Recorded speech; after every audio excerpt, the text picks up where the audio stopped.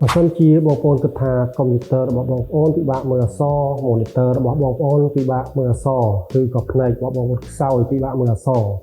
បងប្អូនគួរតែបើកមុខងារមួយនេះដើម្បីឲ្យការមើលអក្សររបស់បងប្អូនបានកាន់តែច្បាស់ហើយត្រូវនឹងភ្នែករបស់យើងអញ្ចឹងដើម្បីបើក CT Tool នេះបានបងប្អូនចូលទៅកន្លែង search មកវាយពាក្យ CT Tool មកដើម្បីយើងคลิกមកនៅត្រង់ចំណុចនេះសម្រាប់ Windows 10 គឺអត់បាន tick ឲ្យយើងទេតែបើ Windows 11 គឺគេ tick ឲ្យយើងអញ្ចឹង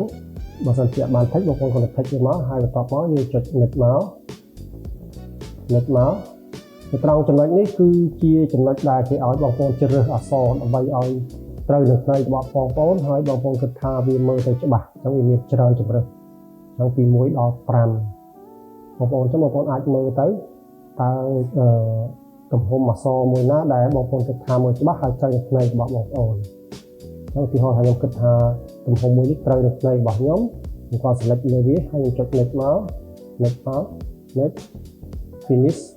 អាហ្នឹងជាការស្រាច់ចឹងដល់បងប្អូនមកកលេចមកមើលទម្រង់អក្សរមកពេលនោះវានឹងឃើញផ្លាស់ប្ដូរខុសពីមុនហ្នឹង